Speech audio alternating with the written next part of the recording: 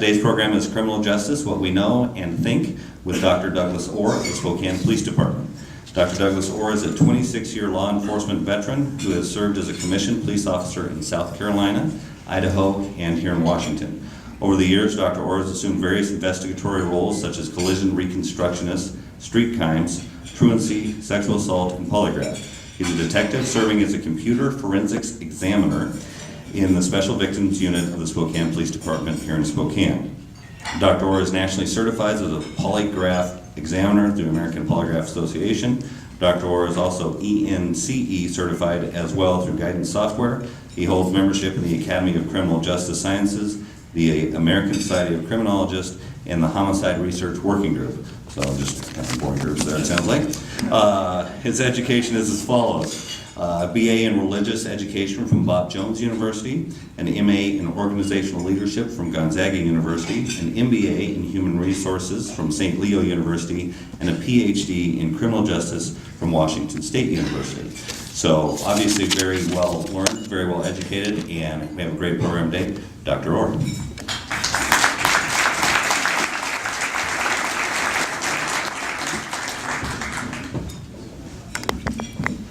You heard all those degrees, but at my house, if you can't remember to put the seat down, none of it matters. So,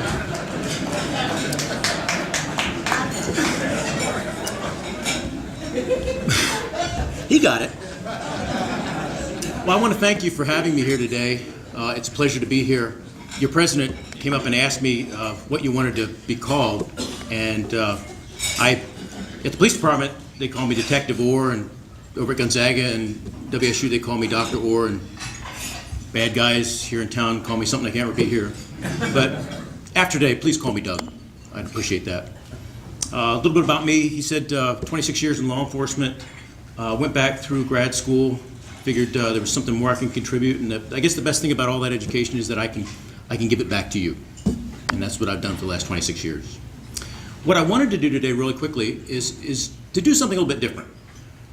Most people, when they get me aside, they want to talk about polygraph, or they want to talk about computers, or they want to talk about research, or they want to talk about the police department. And a lot about the Spokane Police Department has been good, and some of it not so good. But I want to take our minds off of that, and I want to plant a seed today. Probably ask a lot more questions than maybe some answers, but maybe we can do that together. And I'll handle some questions afterwards. Also, when the program concludes, I'll be free to stick around and mill around. If there's something you don't want to ask publicly and you want to come up to me later on, that's fine too. So, criminal justice, what we think and what we know. How many of you were born here in the Pacific Northwest? Wow. Okay. Okay. I was kind of hoping for a little less, but I grew up in Philadelphia. The city of brotherly shove, 4 million people. And coming here, I've been living here for 20 years, but coming here was a real shock.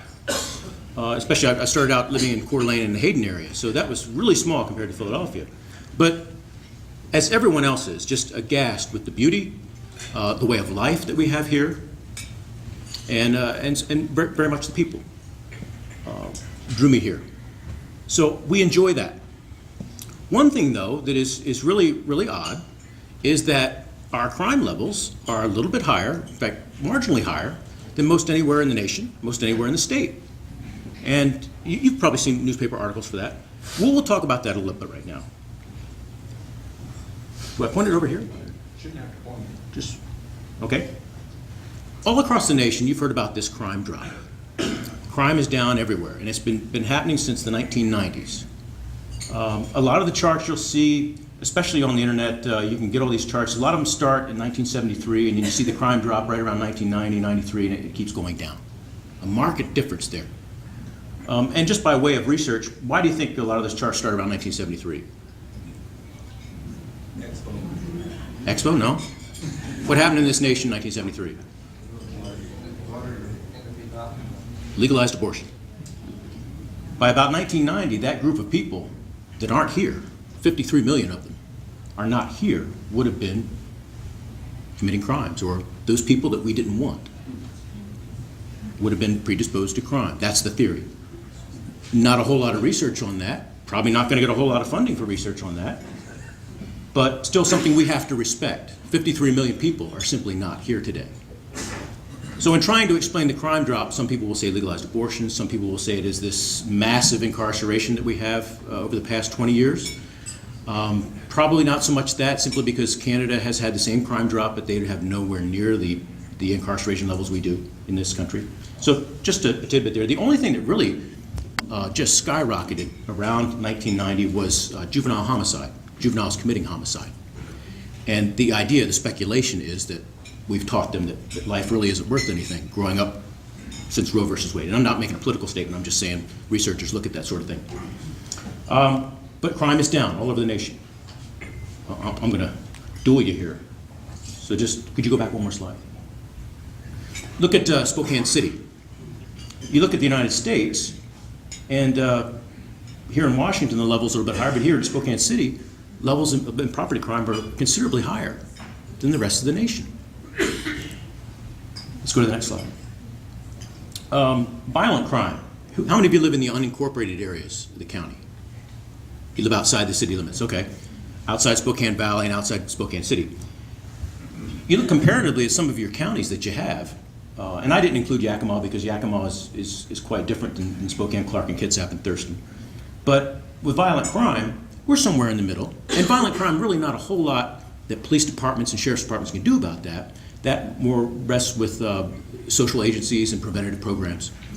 But as we look at property crime, something that the police and the sheriff's departments usually can get a handle on, here in Spokane County, we're still far above the rest. You'll notice the big spike back in the early 2000s at the end of the Mark Stirk administration. He had a mass, emphasis on retrieving career criminals. And so we incarcerated a lot of people there around 2004, 2005. So, but still, respectively, as things continue to go, we're still a lot more higher above the, increased above the rest. Let's go to the next one. So why? In 2008, the county decided to contract with Dr. David Bennett to examine our system, find out what's wrong. And he described it as broken, which is a pretty good example, a pretty good description. He said our incarceration rates are inverted. All that really means is that nationwide, the country is incarcerating 30% and putting 70% on probation or programs. Here in Spokane, we were doing it completely opposite. We were incarcerating 70% and putting 30% into programs. Recidivism is high. That means those people keep coming back. Case attrition is high. That means the cases we do get, we're not really doing a whole lot with them. And the alternatives are underutilized. The programs that even the ones that we do have, we're not using them either enough or correctly. So, you've heard a lot about the jail, and I hear some laughing. And I try to tap in. Every time I go to talk to people, I try to tap in. I was sitting down here at the table, and I said to someone at the table, I said, well, what do you think? And they said, well, you know, we're just not using the programs we have, and before we build a better jail, I think if we have better programs, we won't need a new jail. That's what I'm thinking. I'd like to learn a lot more about it myself. But we've heard talk about a new jail. We've talked about replacing Geiger. We've talked about a new treatment facility, all to the tune of about $200 million. For a house, about $200,000 a year, that's about $7 a month. I'm not going to talk about that, but it's just something to think about. When we don't know what to do, we do more of what we think. How many of you have been in a business meeting, obviously, when the person in charge just says what they think, and that's what we're all going to go with, and everyone sits there and does this? Okay. Doing what they think, and a little less of what they know. Of course, being my background, I rest completely on the research. I have never had, and I teach online as well, distance learning, and so a lot of my crowd there, my student population there in distance learning, they're quite a bit older. A lot of them are police lieutenants, captains, police chiefs, and even some sheriffs. And I've never heard any one of them say, you know, Dr. Orr, we followed the research on this, and it was a complete disaster. Nobody's ever told me that. What I do hear is, well, it was a good idea at the time, or it's his idea, or they were the lowest bidder. That's what we hear a lot of. They do more of what they think and not what we know. We need to be doing more of what we know. In the criminal justice system, we serve three masters, and I know, I don't know, it was George Bush Sr. said it, money trumps everything else. We serve costs, of course, and I wouldn't want the job of a county commissioner or a city council member. Certainly some tough decisions they have to make, but we're a slave to cost. We're also a slave to risk, public safety, your well-being, and that psychosocial element where we're trying to make people better, trying to build a better citizen. You see my little scale here. Over on the left, you've got some programs that are completely unsupervised all the way up to incarceration. That's sort of a scale. Well, cost is going to go up. As the more people we incarcerate, the more cost is going to go up. And the more that we incarcerate people, the risk goes down. So public safety is increased, but we're incarcerating more people. It's more expensive. And if you look over here in the programs, when we first started this back in the 70s, remember back then when we said that criminals, we wanted to give them more self-esteem in the system. Remember, got to give them more self-esteem. Well, what did that really do? You just had a criminal some class, don't you? Those programs really didn't work simply because they weren't researched and they weren't founded on good empirical research. Today it's much different. 20 years later, things are different. We know a lot more. And deterrence, let me just say a word about that. A lot of people really come to an idea in their head what they form about deterrence and what people are not going to do when we make laws. Your panhandler law, they were gone for about what, a couple weeks? They're back out there now, aren't they? We now have some new legislation about marijuana today. So good luck with that. And you got to understand, I come from a conservative background, and I'm very objective. But I try to say, prohibition does keep, for all the evils that it is, prohibition does keep usage down, and that's all I'll say about it. You're going to experience a large social cost, just like you did with alcohol. So, but it's horrible policy making to enact a law and then say, well, we'll have a year to deal with it and figure out all the details later. Just can't do that. Anyway, the psychosocial element, you can see that we can make it better, but even dips down below in certain areas where we don't tailor those programs or tailor the incarceration to the individual. The flock shooting approach, researchers telling us it's not working. When we do more of what we know, the outcome is usually valid and reliable. When we follow the research, what we do is valid and reliable. What I mean by that? Now, validity, for those of you who have an educational background, we're just studying, we know what we're studying. In other words, if I was to say, what's a good example? If I wanted to learn what all criminals thought about home burglaries, well, if I was to go to a penitentiary and interview all those inmates, I wouldn't be finding out what all criminals believe about burglary. I'm missing a very important population, aren't I? The ones who haven't been caught. And if we knew a lot more about that population, we'd probably catch them. So in that respect, I'm not learning all about criminals. I'm learning about all criminals. I'm learning about just the ones that are incarcerated. So we have to know what we're studying. A good example of this today is, how many of you, stick up your hand if you've heard that property crime is driven by the drug trade? Okay. Well, I'll give you the academic answer to that. It depends. And really, there's an indirect relationship. And what the research is showing us in this regard, and a lot of it is from economists, not from social scientists. The economists are showing us that how police allocate their resource is what is driving this property crime. It's not so much the drug trade. And let me explain that to you. For the economic explanation, you're told that the drugs are driving it, so that the police decide, well, we're going to attack the supply side. We're going to go out and get the drug dealers. Well, what are you doing there? Economically, what are you doing? You're thinning the herd, aren't you? You're driving the price up. Okay? So this causes more property crime because do they sit around and think, eggs, milk, butter, breaking into a house, that's to get my drugs. Let's see, drugs went up. Vicodin went up $80 a pill. Gee, I can't do that this week. No, they're going to go out and get it. And they're going to steal more of your stuff because it's not their stuff, it's your stuff. So they're going to steal it. So property crime increases. Criminologically, when police move a resource from attacking property crimes, whether it's through investigation, what we used to do at the police department, or proactive, call it hunting now, when you move resources away from that and you put them on drugs, you created a void over here. There's no longer that deterrence. Okay? And again, I'll caution you with deterrence. You remember, what's another good example? Back in '75, a little plastic shark on a movie screen kept us all out of the water, millions of people. But you put a little warning on a cigarette box that says this will kill you. Millions of people just completely disregard it. So when you have deterrence figured out, let me know.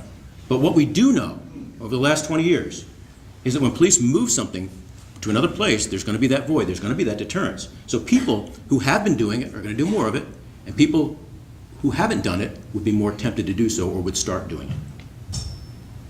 So we have to know exactly what we're doing when it comes to what we're studying. We can't say that the property crime is driven by drugs. It is indirectly. But how police allocate those resources, it's very important. Okay, next slide. Reliability. Something that we can do over and over again and we get the same result. And a good example here is the domestic violence law that we've had for the last 20, 30 years. Back then, there was a lot of public awareness about this, that spouses were dying. We needed to do something about this. The police weren't handling the situation correctly, so the idea was, what someone thought was, that if we arrest these people every time, at every instance, domestic violence will go down. And so researchers went out and did a study on that in a controlled environment, and they came up with the result that, sure enough, when the police made a mandatory arrest, when they were told they had to make an arrest, that domestic violence went down.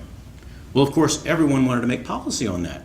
And so states went on this binge of enacting these mandatory arrest laws. Well, researchers were saying, whoa, we haven't replicated this. So when they started doing that, they found that in some areas, in some different contexts, that it actually drove the domestic violence crime rate up. So we've made this policy based on something that wasn't reliable. Go ahead to the next one. And this just to give you an example here of the dismissals. This is a 2008 snapshot. It's a little bit older, but it shows you some of the case attrition of the district court dismissals that we have, or had then. 61% of them are domestic violence. So now you're telling your police officers they have to go into an area and they're required to inject themselves into an arrest situation. 61% of the time, you're just going to dismiss the case.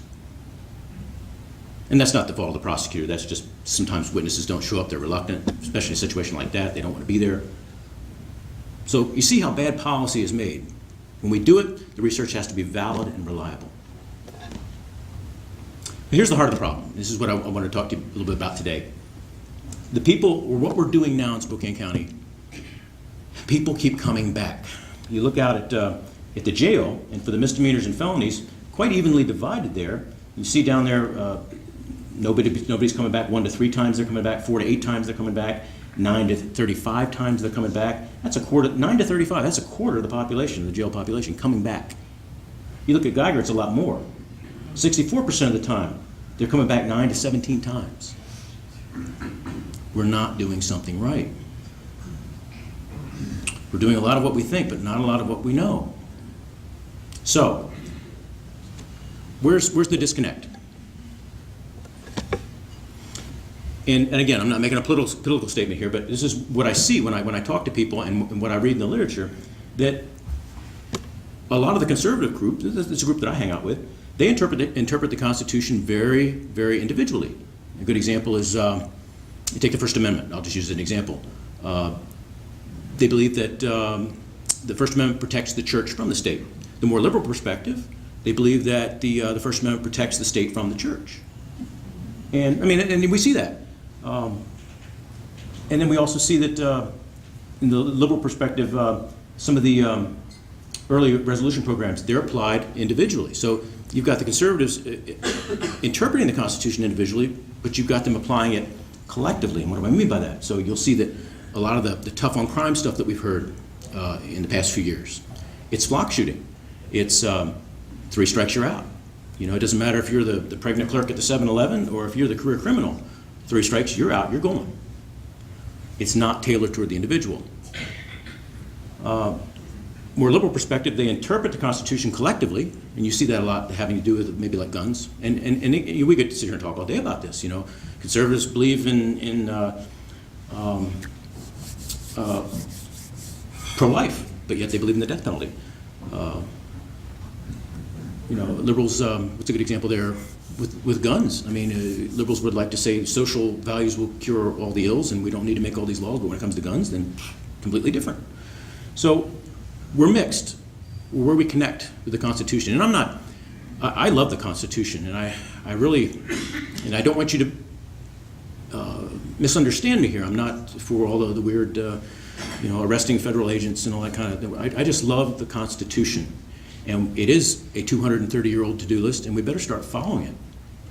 And I think when we start getting our ideas together and connecting with one another, we can start making some progress and start breaking down some of these walls. Next. That gives rise, this disconnect gives rise to this idea that there's just the good guys and the bad guys. That's what society's made of. Us and them. And with the way we want to treat people, that's not going to get it. Let's go to the next slide. What you have in society is the well-meaning, you have the weak, and you have the willful. The well-meaning, that's us. Outside of a DUI or even worse, those people that transport fruit across state lines. Yeah, I'm talking to you. Those of us, that's us, the well-meaning. Then there's the weak, those people that maybe didn't have a good shot in life, maybe haven't had a good role model to look, maybe haven't had a good mentor, made some mistakes, need a helping hand to get out of that trouble they're in. Then there's the willful, those people who have demonstrated to us time and time again that they are not receptive to any treatment and that they will take our stuff, they will hurt us. And those people, if I was in charge, I would build my career around hunting them down and putting them in that old jail and giving them a peanut butter and jelly sandwich and an orange jumpsuit. And keep them there because they're the ones that are hurting us. So that's who we have.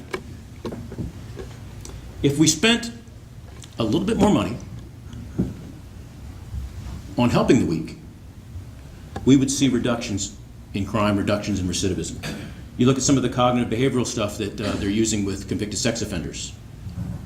A population of people who get a lot of bad press for very good reasons, but a very large population of people who really aren't committing new crimes because the treatment they're getting is successful. You look at the drug court, the mental health court, and with some of the reductions in costs we're seeing this year, those two might be even combined or a lot of it might go away, and that's not good. We're seeing a lot of reductions there. 10 to 20% reduction in supervised treatment, substance abuse. With just putting someone in jail, you're not bringing crime down, not at all.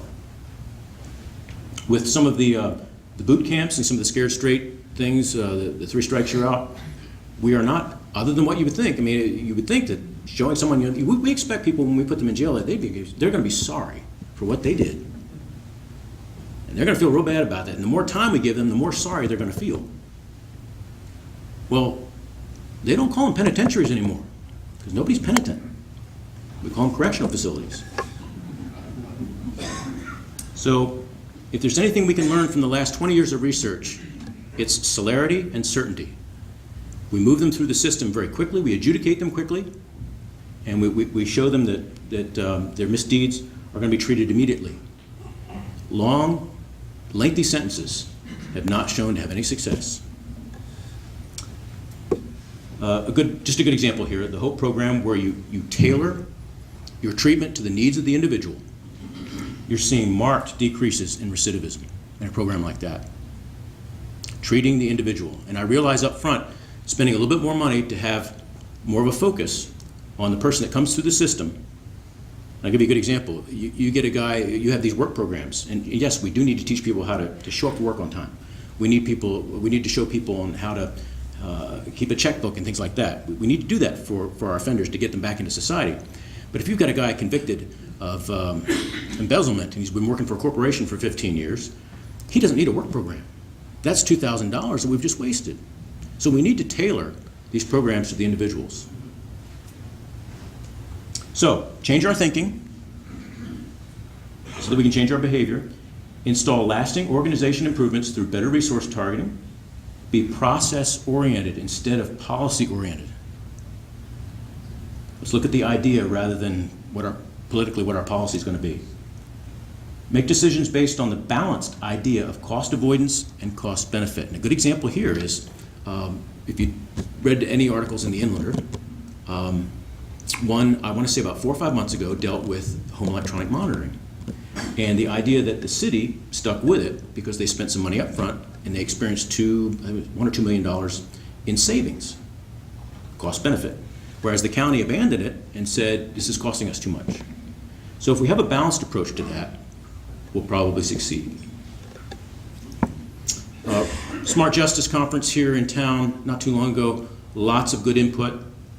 I think they really skirted the jail issue. They didn't talk about it too much, which is something we really needed to talk about and discuss there at that forum. But a lot of the literature you'll read about smart justice, it's specific. If we're going to do something, we need to define it, not this willy-nilly stuff. It needs to be measurable so that people like me can look at it and determine whether or not it has an impact, that it's attainable, that the goals are realistic, that it's relevant to our community here in Spokane, and that it's time-based, that we have some constraints on what needs to happen.